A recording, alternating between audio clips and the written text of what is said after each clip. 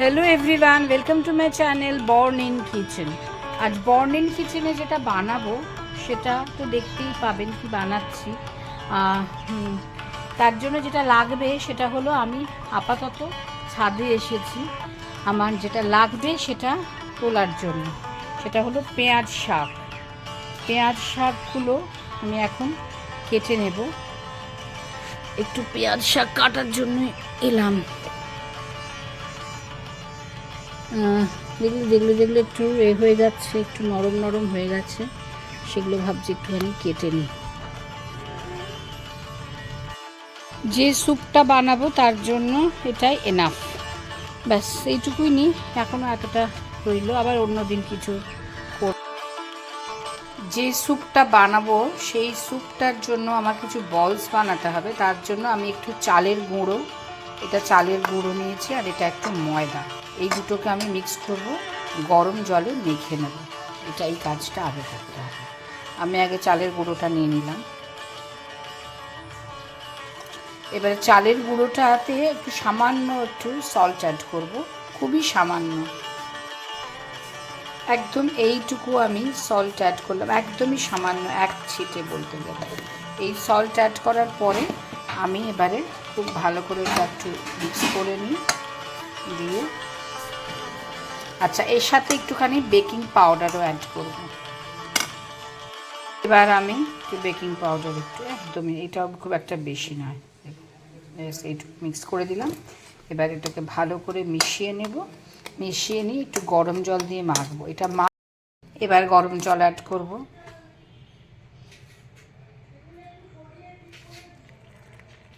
আমি তো কেটলিতে গরম জলটা করে নিয়েছি, সেরকম ধোঁয়া উঠছে দেখা যাচ্ছে, তা হাত দিয়ে তো মাখা সম্ভব নয়, তাই জন্য আমি এটা একটু মেখে একটু রেখে দিতে হবে খানিকক্ষণ। এটা যে পরিমাণ নরম আছে না, একটু তো বলেছিলাম ময়দা মেলাবো, এইবার ময়দাটা মেলানোর টাইম এসেছে। একটু একটু করে মিলিয়ে মিলিয়ে দেখবো এটা ঠিক এর মতন হয়েছে কিনা, যেরকম আটা মাখি আমরা ঠিক সেরকম জিনিসটা হয়েছে কিনা। আরও একটু লাগবে, আরও একটু দিচ্ছি, যতক্ষণ না ঠিক ডোটা ঠিক ময়দা মাখা যেরকম হয় একটু শক্ত মতন হবে। যে স্যুপটা বানাবো তার জন্য আমার একটু ভেজিটেবলস লাগবে। আমি কী কী কেটে রেখেছি দেখাই। পেঁয়াজ, এটা হলো পেঁয়াজ কলি আছে, আর আমি পেঁয়াজ পাতা অল্প একটু দিই, পেঁয়াজ কলি অ্যাকচুয়ালি এগুলো আছে।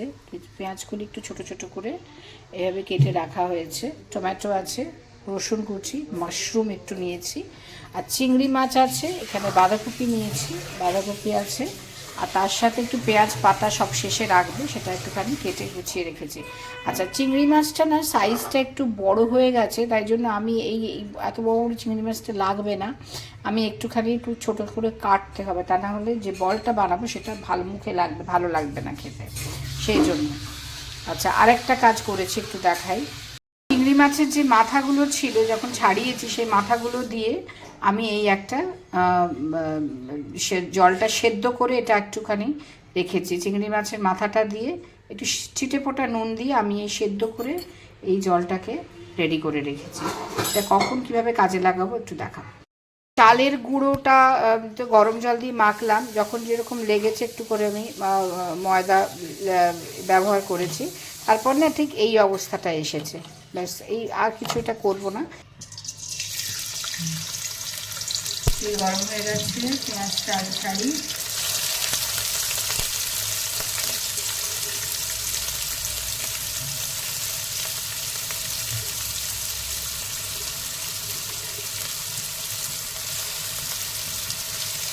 রসুন দেব,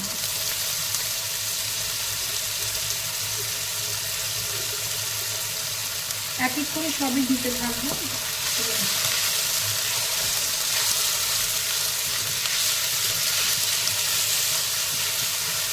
আরেকটু যদি কেউ মনে করেন ছোটো ছোটো কাটবেন, কাটতে পারেন।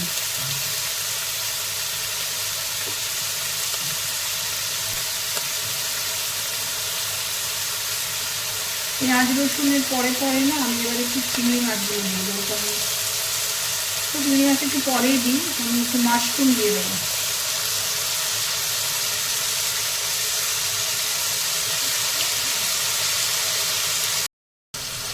একটু নরম হওয়ার জন্য একটু ঢেকে রেখে খুলে একটু দেখবো আর একটু সল্ট অ্যাড করবো।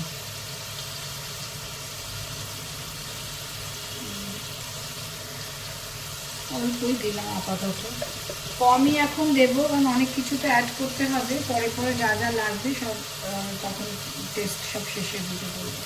আচ্ছা, চিংড়ি মাছটা আমি একদম ছোট ছোট করে কেটে নিয়েছি ঠিক এইভাবে, কারণ যাদের কাছে একটু একদম কুচো চিংড়ি থাকলে তাদের কাছে আর কাটাকাটি দরকার নেই। আমার একটু যেহেতু চিংড়ি মাছটা সাইজে একটু বড় ছিল ওই জন্য আমি এরকম ছোট ছোট সাইজে কেটে নিলাম।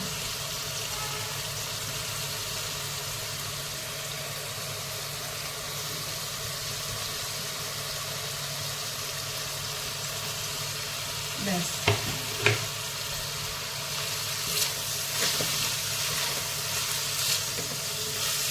পুরটা একটু হালকা একটু ভালো করে একটু করে নিই, তারপর অন্য কাজ রয়েছে।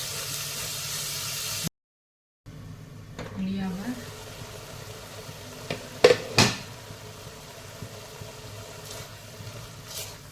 আচ্ছা, এবার না আমি বাঁধাকপিটা দিয়ে অ্যাড করব। আচ্ছা, আগে টমেটোটা অ্যাড করে দিই। টমেটোটা একটুখানি মজতে হবে তো, সেই জন্য একটু আগে দিয়ে দিলাম।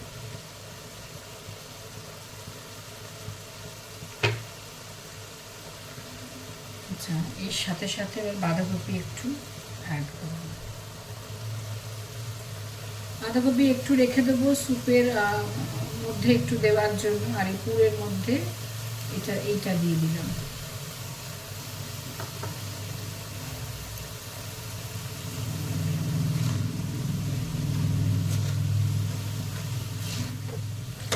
সবটা একসঙ্গে ভালো করে মজতে হবে, পুর হয় সেই জিনিসটা। আমি জল কিছু অ্যাড করব না, বুঝতেই পারছেন বাঁধাকপি থেকে তো পেঁয়াজ টমেটো সব কিছু থেকে জল বেরোবে, এমনকি চিংড়ি মাছ থেকেও তো একটু জল বেরোবে, এই জন্য জল কিছু আমি খুব সামান্য একটু কাঁচা লঙ্কা একটু একেবারে এখনই একটু কেটে একটু অ্যাড করে দিচ্ছি, খুব ছোট ছোট করে,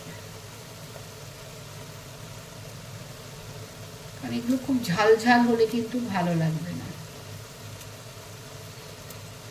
সেই জন্য অল্প দিলাম, ব্যাস একটাই দেবো আর অ্যাড করবো না। জলটা অনেকটা শুকিয়ে এসছে দেখাই যাচ্ছে, পেঁয়াজ কলিটা এবার আমি অ্যাড করে দেবো।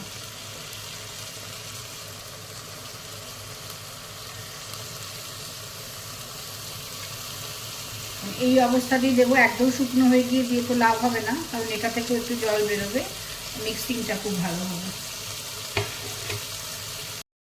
এটা প্রায় একদমই হয়ে গেছে, এবার আমি এটাকে নামাবো। নামানোর আগের এই চেহারাটা এসেছে, তার আগে আমি একটা সস অ্যাড করবো, একটু দেখাই।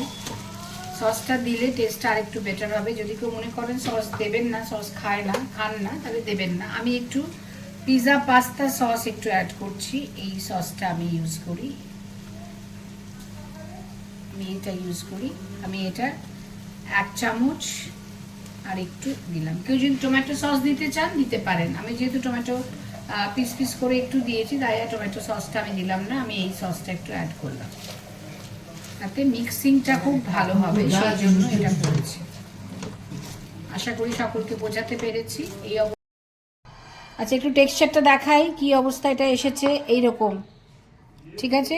আমি এটাকে একটু সামান্য হাতে তেল নেব, দিয়ে এটা মাখবো, আর একবার একটু মেখে নেব, আর একটু লাগবে।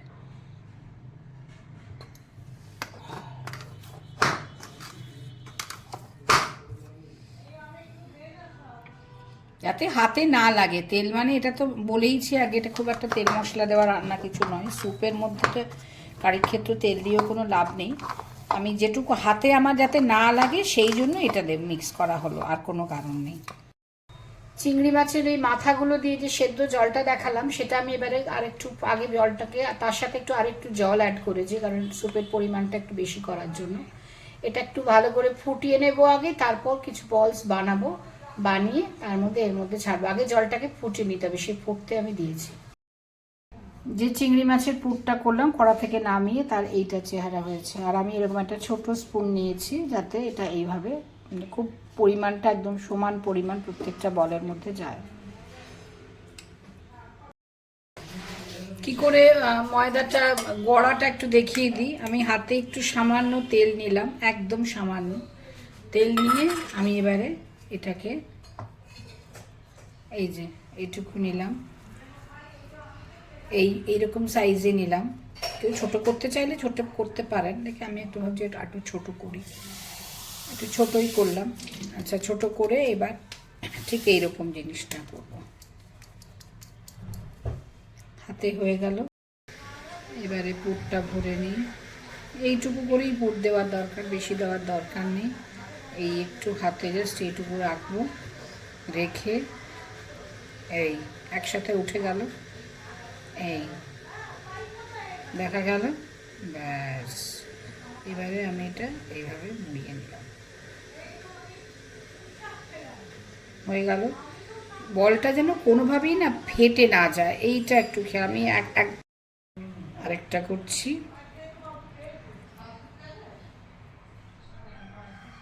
আবার সেম মাপে একটু নিয়ে নিলাম।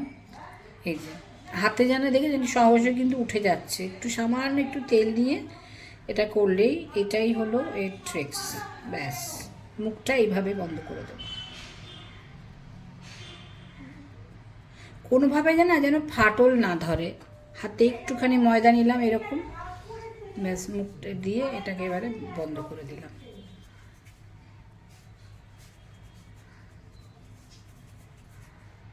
ব্যাস হয়ে গেল। এটা আবার তুলে রেখে দেবো।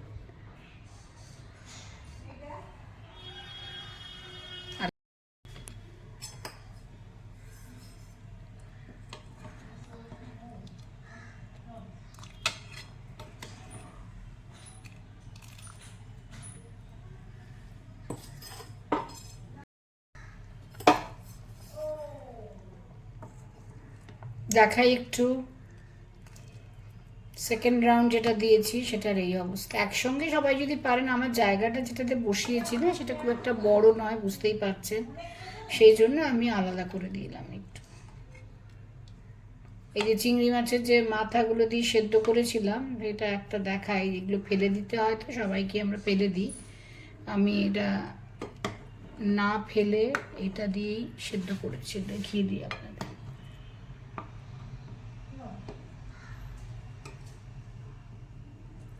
এই যে দেখা যাচ্ছে, এইটা এই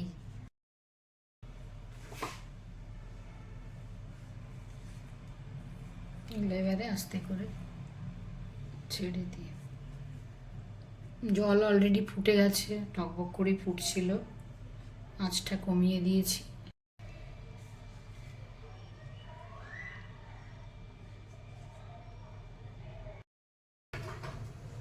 রাইস প্রন বল স্যুপ আর প্রন রাইস বল স্যুপ যা বলবেন, তার একদম শেষে চলে এসেছি।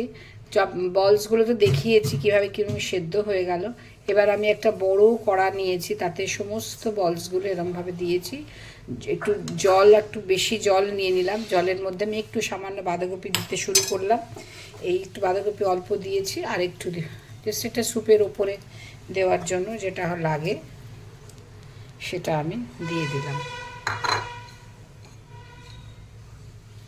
একটু পেঁয়াজ পাতা, যেটা আমার নিজের বাড়িতে যেটা ছাদে করে হয়েছে, সকালে দেখিয়েছি আমি কি করে তুললাম গাছ থেকে কেটে, সেটা তো অবশ্যই একটু মিক্স করব। এই সেই স্প্রিং অনিয়ন বলতে যেটা বোঝায় সেই দেওয়া হয়ে গেল।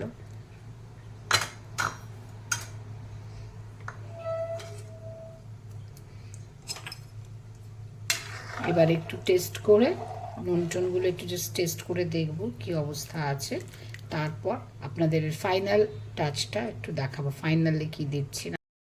আচ্ছা, এটা নাবানোর আগে আমি এই লাস্ট যেটা দিচ্ছি, বললাম একটু ফাইনাল টাচ একটা দেবো, আমি সেটা একটু একটা ম্যাগির মশলা একটুখানি কেটে আমি এর মধ্যে একটু দিয়ে দিলাম।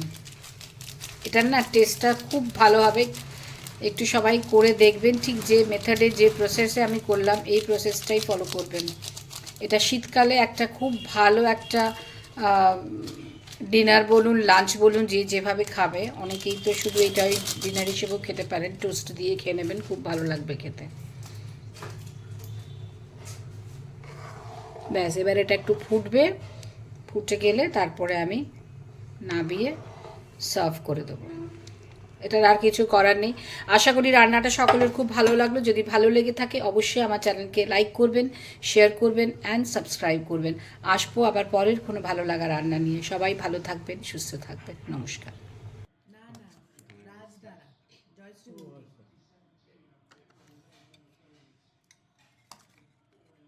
এই রামু আছে ওখানে, আমার একটু আচার দেবে। এটা আমার কিছু একটা না। এটা কি রে?